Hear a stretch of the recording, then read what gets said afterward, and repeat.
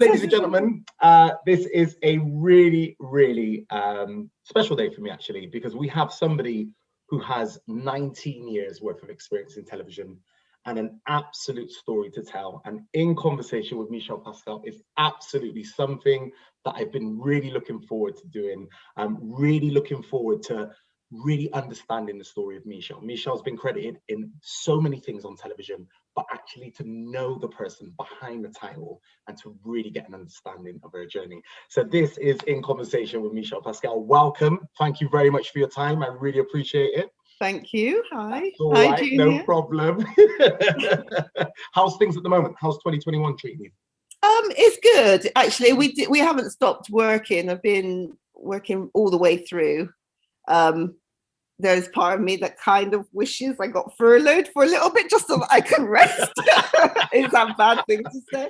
That is a bad thing to say. But yeah, I'm glad that I have had work and it's been constant. But now it is getting harder. I kind of want to go out, see my friends, see my mum, hug my mum, all those sort of things. So yeah. And it must be hard as well, obviously, being in the creative sector, that there's one a part of your arsenal of work is that you actually take ideas and you make them happen.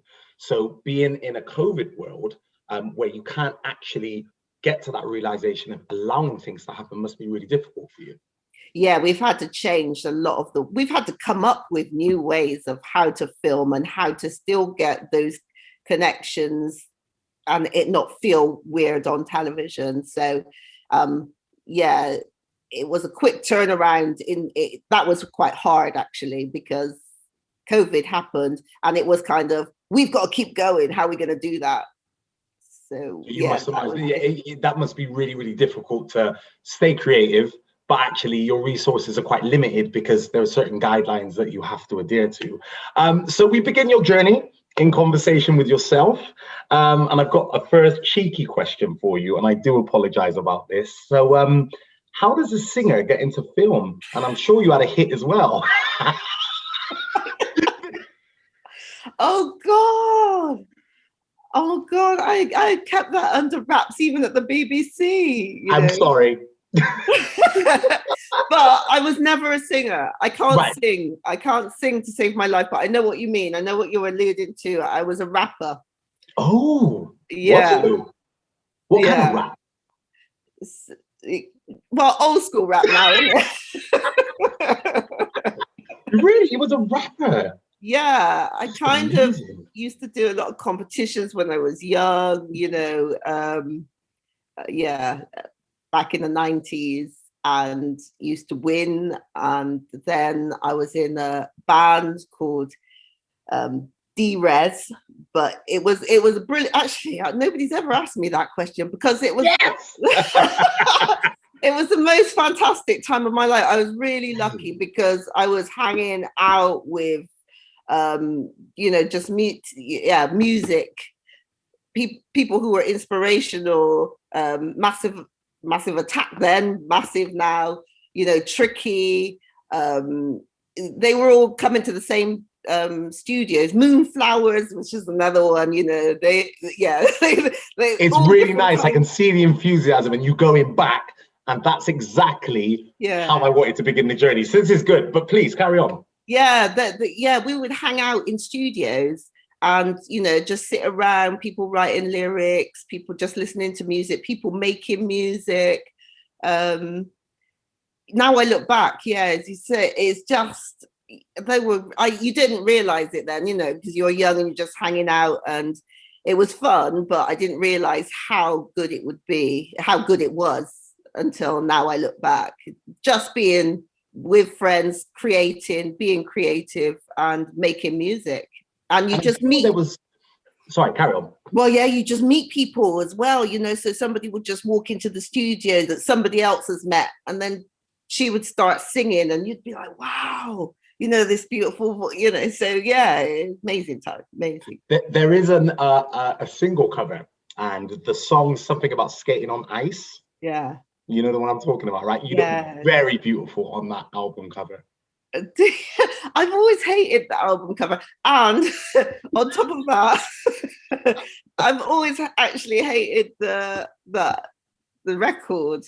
I wanted a record, so you know when you want something so bad, I wanted a record so bad that I forgot about the kind of, you know, quality of what I wanted to make. So I've always felt quite embarrassed about that record because I just wanted the record more than the quality of what I was saying. So it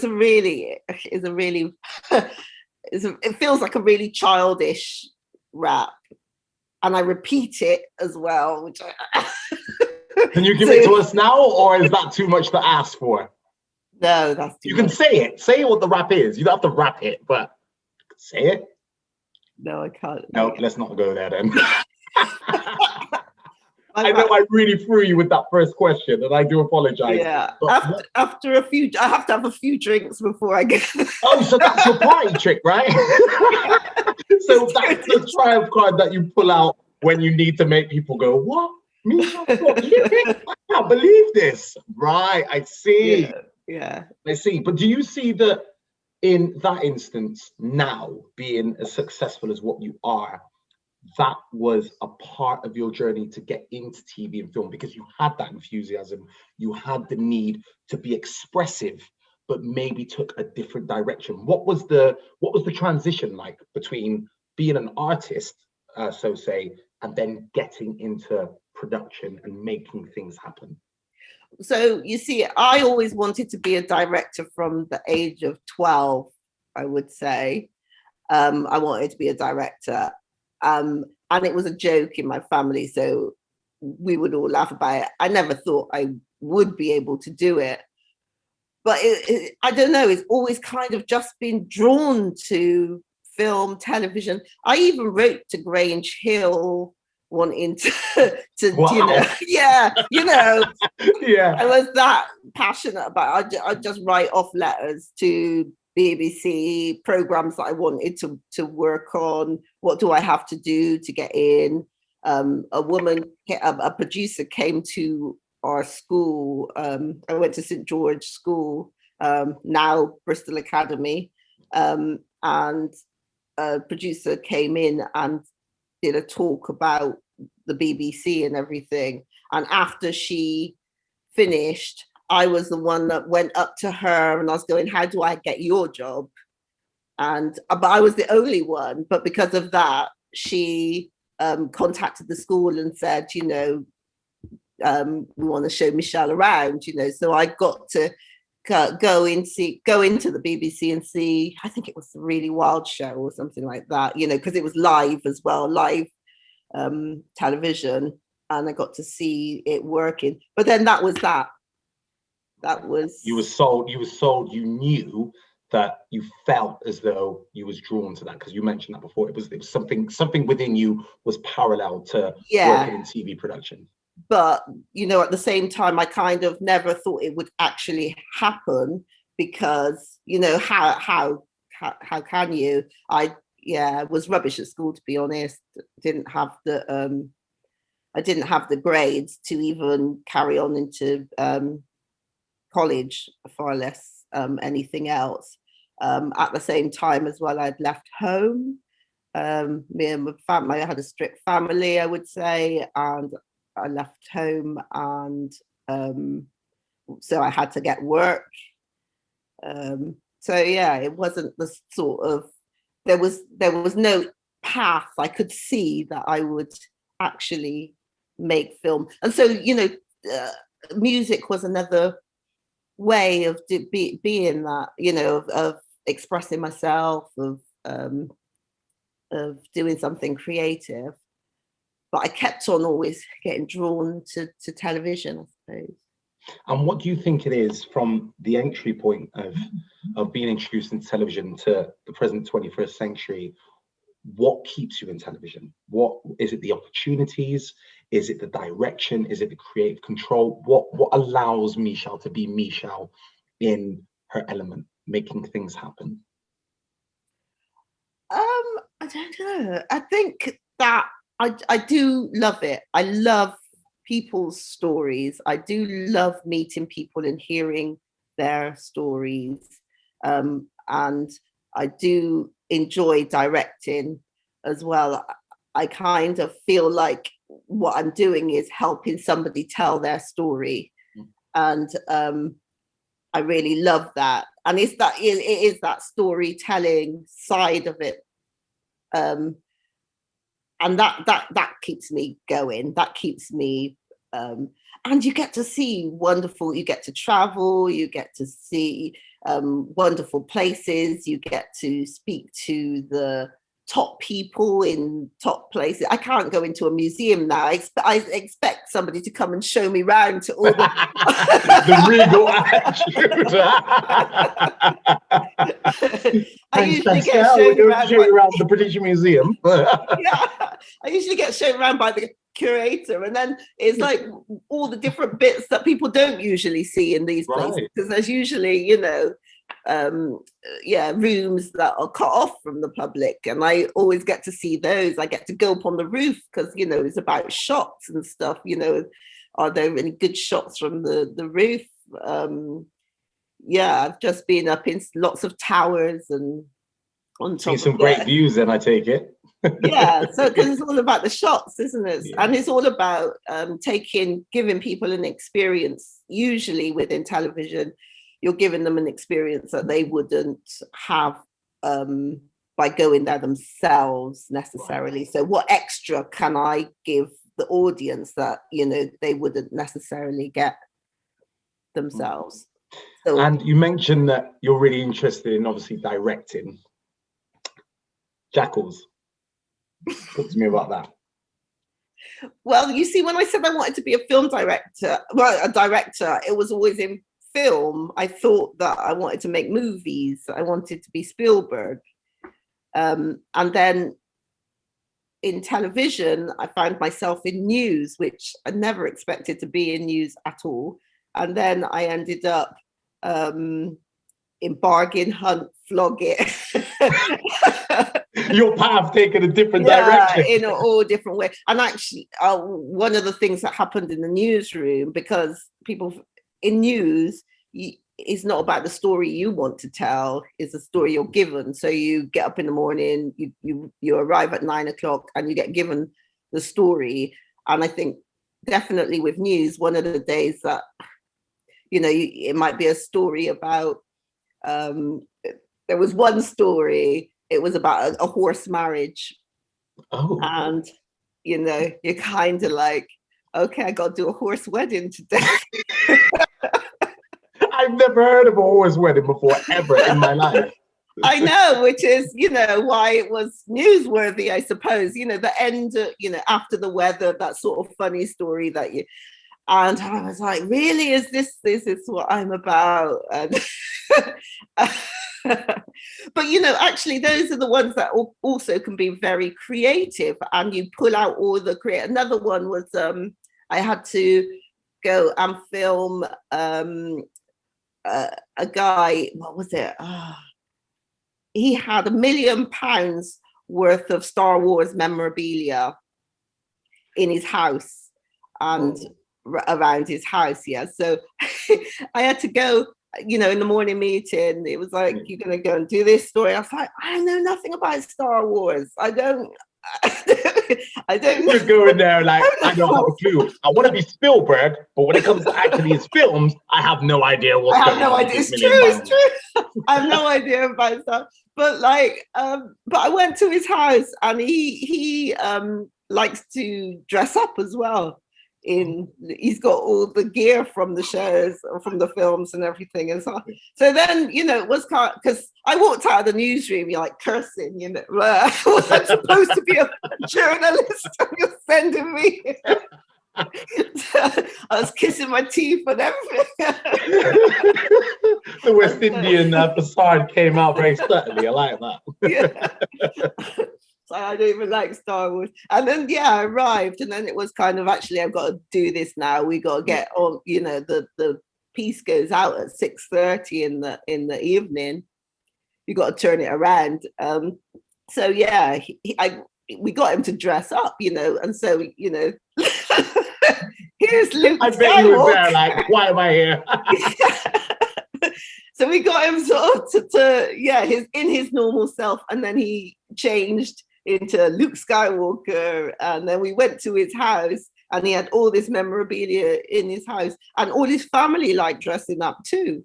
So we had them dotted around the house, and then all staying still, and then they sort of Oh man, and you have to be really serious when this happens as well, because obviously you're in that director role, and it's like your picture doesn't match their picture. So actually, you've got the brief. So how do you turn this brief into a storytelling motive? And and it was the most watched thing on TV that night, because and I got all the the opening of Star Wars where they have all the words going up. I got all that in a in a town not far away, and just played with it, but turning that around by 6. So I got told that story. I was kissing I was kissing my lips on the way out by 9 o'clock in the morning, 9:30 in the morning, and then by 6:30 it was on air. So that happens 4 days a week. You have full 10-hour days. So it is long days in television, and I can imagine like being a director that obviously until that's picture perfect, you really have to be on the job. You have to get that picture, and that story told, so that you meet the brief and you meet the image of what you're trying to achieve. So if something goes wrong, you actually have to do it again and again and again, and it can become strenuous. But at the same time, you as a director have to take responsibility. That's what I assume a director does. They take real responsibility of the work that they do. Yeah, a director is I suppose I'm the only one on out of the team, out of everybody, that visualizes the whole thing from start to finish. There's people that come in and out through various parts of it, and they're all coming to help you achieve this goal. But you are the one with the vision of how the whole thing will look, I suppose. And then on top of that, you've got people above you, I suppose, who are saying, no, you can't say that, or or you can't do that, or maybe we got to bring this back a bit, or so they're helping you as well. But everybody ultimately is trying to help you achieve, but you're the one that sees it.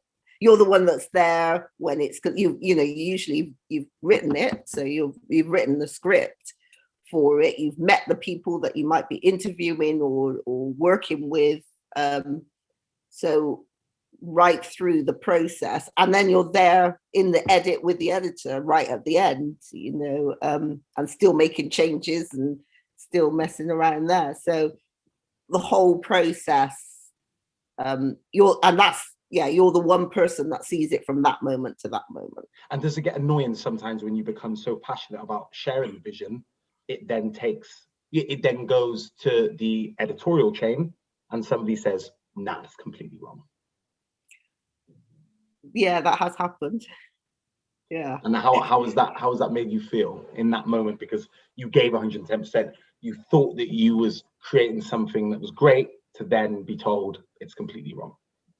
I suppose it's never completely wrong, because it's subjective, isn't it? They usually say why, but yeah, it hurts, and especially if you have been working, because usually those moments would happen with an editor as well, and that editor has put in everything that they have too. So, it's usually two of you going through. No, it's my way. No, it's my way. Well, okay, let's make it our way. Yeah. And so, yeah, I have challenged. If I feel something is really important, I do challenge it. Yes. So it goes back and forth a bit, but ultimately, I have to do what my boss says. That's the way the world works. And actually, talking about challenging it, it goes really nicely into the next question, and about how important is it to have representation in the industry, and what do you think needs to change to get women to a similar and higher position within media? It's so hard. It's not hard because it's just hard to change the system. You know, I think I was lucky because I don't even know, because there was quite a few. Marvin was in the BBC when I was there. Chino was in the BBC when I was there. You know, there were people there that at the same time, but they were unhappy and left. So, and I could see why. I completely understood, but I think it was that's what needs to change, really. So it needs to be more of us being able to be ourselves. And this is a bit deep. I don't think it's just people of color. I think actually it's just the system of the BBC as a big industry. Sometimes it's hard to move and change to fit different people. And people who like to work in different ways. So I think that's what they're going through, and we're going through at the moment, is actually looking at each other's differences and celebrating them, rather than trying to mold everyone into one mold. I think. Would you like to be higher in the BBC? Would you like to be, and when I say higher, obviously you enjoy what you do creatively and you're very passionate about what you do, but would you like to be that, you know, that chief editor, or that person that ultimately makes the decisions within Bristol? Would you like to adhere to that stance, or are you very happy with where you are? I love my job at the moment. I would like to be a commissioner. Commissioner, that's the word I was looking for. Yeah.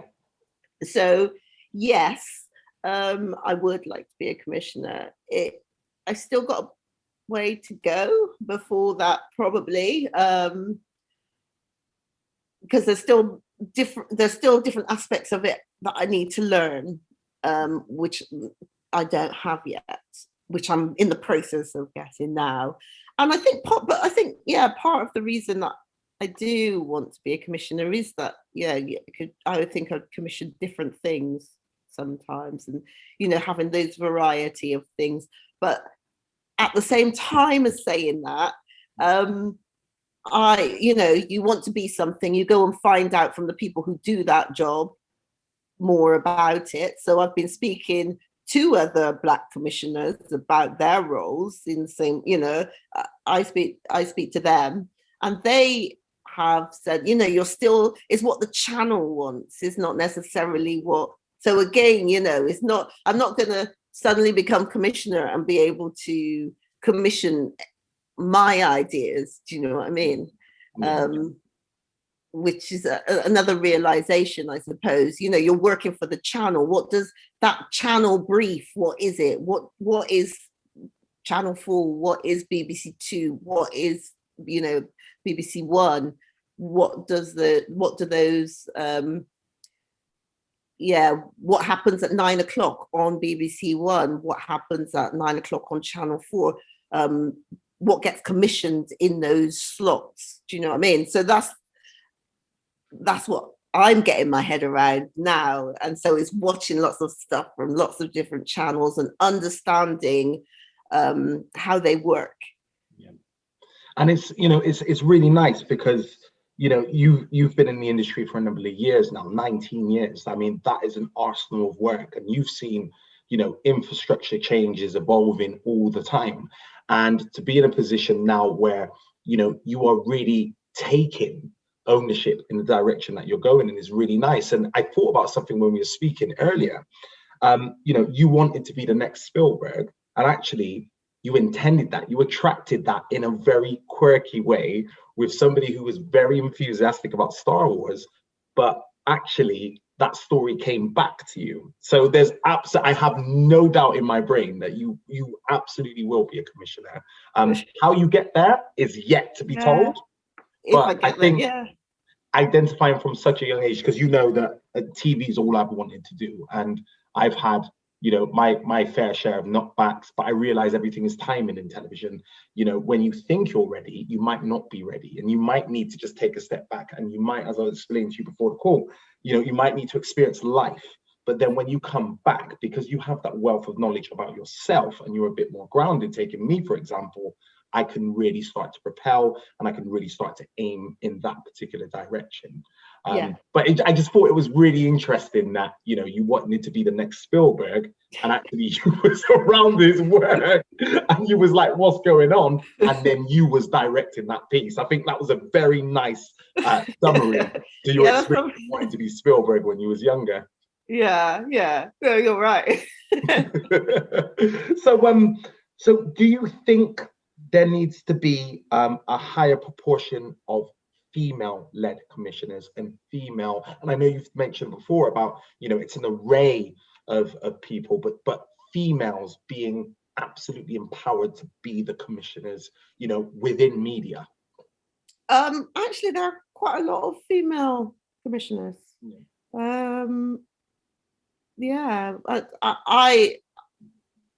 I find it harder to think of more men, to be honest. Oh, wow. You know, but maybe that's because I'm more focused on the women. I don't know, but actually, if you asked me to name, you know, 10 male commissioners, I'd find it quite difficult. I think it's a bit when you go higher up the chain from that, that's when it gets a little bit more male, I suppose.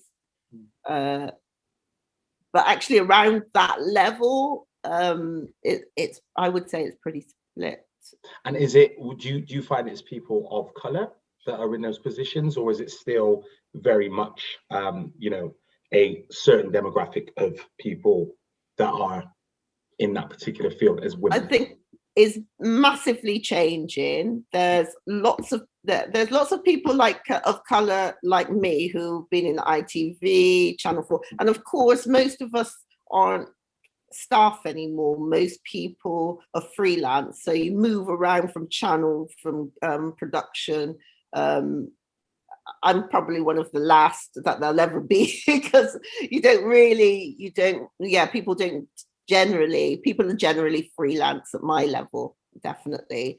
So you just move around a lot, and because of that, I've forgotten what the question was. Sorry. It was around people of color. So basically, is there females of color that are in those prime positions? So there's lots of people of color who, like me, from different channels and stuff, who are now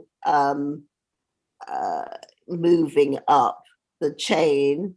But I think you notice it more in London than, you know, especially in the BBC. When I go to the BBC, London, you go to White City and it feels very mixed. That must be nice, though, obviously spending almost 20 years at the BBC and then going to White City and then seeing, you know, a platform of an absolute, you know, diverse range of professionals within the creative sector really flourishing. And that's something I think we should try and definitely bring to Bristol, you know? Yeah, that's the plan. That's definitely the plan, because it does feel different. I sometimes have to book myself on the train to go to spend the day, because you don't want to come back.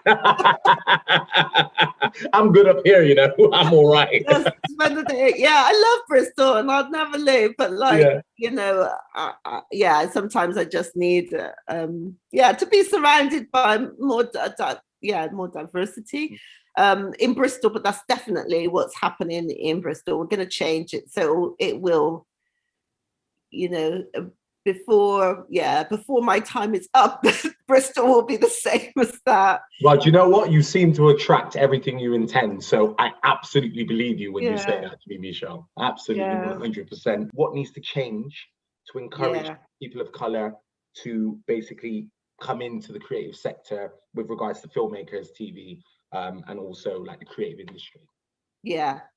I think that the way that jobs are advertised aren't that great. Sometimes, yeah, I think that we could be better at how they're advertised, where they're advertised. I think that you often don't know what people's job roles are. So for example, the first job I had at the BBC was a senior technical operator. What does that do? Yeah, what does that entail? Yeah. I didn't know. And that was my, so, and that involved editing, so editing news items, and you get to learn you get to training in 2 other areas. So again, I did vision mixing, directing, so behind in news, live news, and filming. So I was out with a camera and filming, and that's what led on to me actually being on camera myself as a broadcast journalist. Then I went on and did law and everything, and that was all through the BBC. But you don't know that those things are open to you. You don't. Yeah, who knew that what a technical, senior technical operator was? I wouldn't have known, and I would never have applied for that job. But Just it was really wording, isn't it? Yeah, it was through somebody telling me. Yeah, and the industry is very word of mouth as well. So a lot of things don't even get, so if you're, is about word of mouth. So people passing on info about somebody else and saying they're going to be really good, they've done this. So it's fine,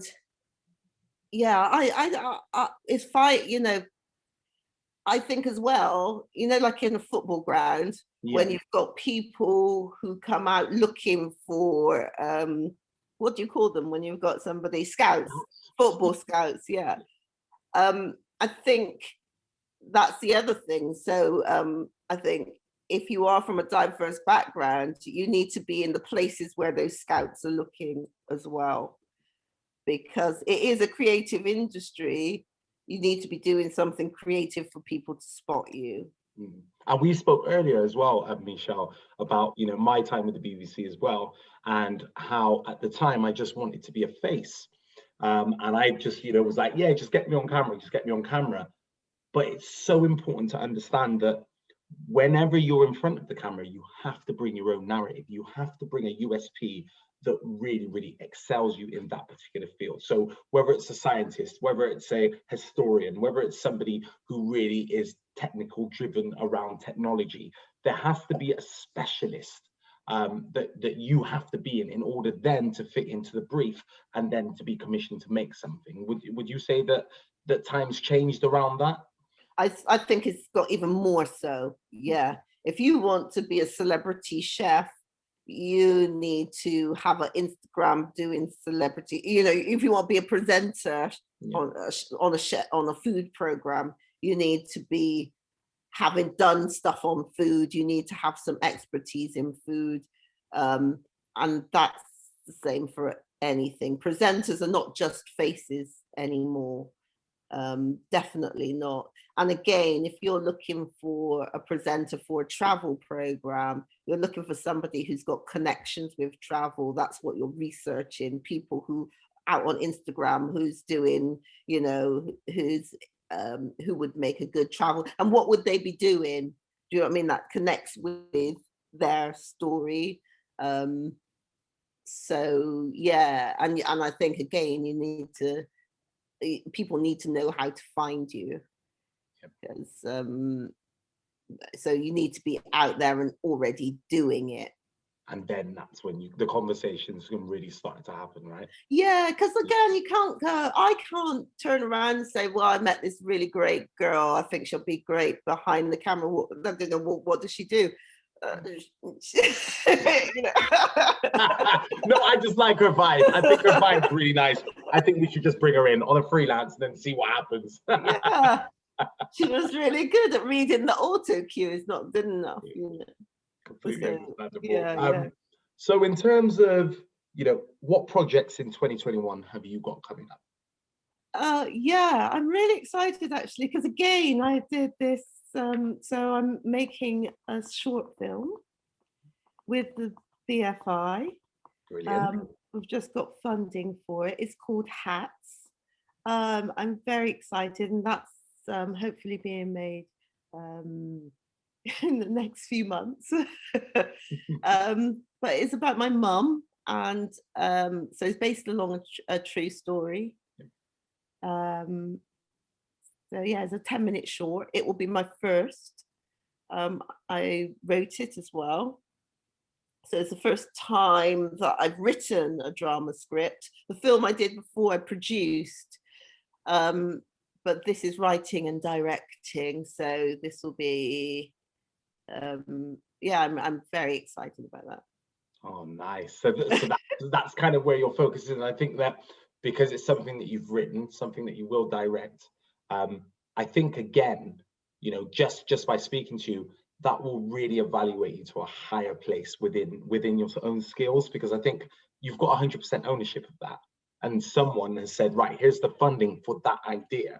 And I think once people start to say that was amazing, all those times that you've maybe taken that point of view into the editor's room or into the commissioner's room, and they've not seen that perspective, actually you can completely own this and really, really take on all the positive feedback that will come from it, you know? Well, you know, actually, because you said, but it has gone through certain, the BFI were great actually, but you know, it was my first script, but they gave me help with the script editor. Yeah. And they never took anything away, but they did sort of question my characters, you know, why is that character there? What are you doing here? You know, so they and again, it's a really, I've always found it as a Black woman is sometimes really hard to listen to whether it's if they're helping you or hindering you. I think as a Black woman, you never quite know, because actually you're trying something that's different from how they would do it, but you know, you don't know whether to listen to their advice because they've got the experience of more experience than you.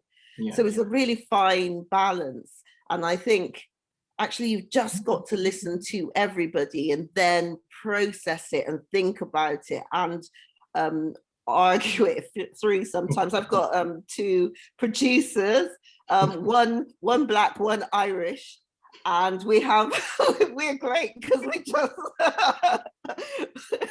oh wow, times have really changed, haven't they? Yeah. You know, because automatically when you said that, yeah, no, like, no Black, no Irish, no dogs. Do you know what I mean? And it's like, well, I got two producers, one's Black and one's Irish. I was like waiting for the dog bit, and it never happened. You know? That's our next film. There you go. Obviously, I really appreciate your time, and I really feel like we've got an essence of who you are and how you started, and you know, the great things that you're definitely going to champion in the future. And before I go, I just want to ask you, the same Michelle Pascal that used to meet with her friends, be beatboxing, be rapping, trying to be expressive within that environment, the Michelle of the 21st century, the Michelle that is here now on this call, what would you say to the younger Michelle? Truthfully. Mm-hmm. I would say that you've got time. If you want something, you need to find out how to get it. Do you know what I mean? So don't just sit back. Not that I ever did sit back, but sometimes, you know, that I see now ways that I could have, you know, yeah, ways that I could have gone about things differently. I think time is, you don't need everything tomorrow, and actually, you know what, you're gonna get there. If you've got that, you are gonna, you know, you are gonna get there in some roundabout way. But actually, all those things help, you know, rapping, it helped me with script writing, you know. It's all I these, love that. it's all these things that you don't really understand. And actually being in the newsroom, being able to write a script fast has just helped me along the way as well. When we're on set, and everything's changed, you know, the whole, you know, it's raining, the contributor's gone down, suddenly we've got to change the whole script because like this is the shoot date, and now I can just go the beatbox is coming in now, isn't it? Me. yeah hold on. Okay, we're ready, you know, let's go. And I would never have been able to do that without the news experience that I had of just, you know, we're on air in, you know, 5, you know. Okay. So I think, yeah, even though I never wanted news, yeah, all these things come up and you don't know why, but they all kind of have meaning. So there is a path. It might not be the path that you expected, but the end game is still there. And one other thing, because I didn't go to, yeah, like I said in the start, I failed at school, I was rubbish. It wasn't until I went back to college, you know, 5 years later, I went back to college and then went and did a degree. So I was, you know, already a mature student when I went back to university and then got into the BBC and all that. I was always, you know, 4 or 5 years older than other people who would come out of university. But one of my tutors said to me once, you know, you got to think, you're climbing a ladder, you know, there's people who are walking, you know, at the top of the ladder already, but they've got to maintain that all the time. They've got to maintain being up there. You're climbing up a ladder and taking a journey, and you arrive at the same place. And that's always stayed with me, you know, because actually enjoy the journey is, yeah, that's what I try to do. I try to actually enjoy the journey now. Even in rooms that nobody's ever seen in museums before, right? Yeah, well, exactly it. I stand there and go, wow, this is lucky. This is brilliant. It's been absolutely great speaking to you, Michelle. Thank you for showing us your journey to get to this point of where you're at now. Keep making incredible programs. Keep bringing that vision in to, you know, a space which is very much needed. And thank you for opening up. So, you know, anybody that now sees the name Michelle Pascal will now know the person behind the name. And that's exactly what we want to do in conversations when we make these interviews, is to really start to understand the journey and actually the continuation, and where does it end? Where does it go from this point on? So thank you very much for your time. We really appreciate it.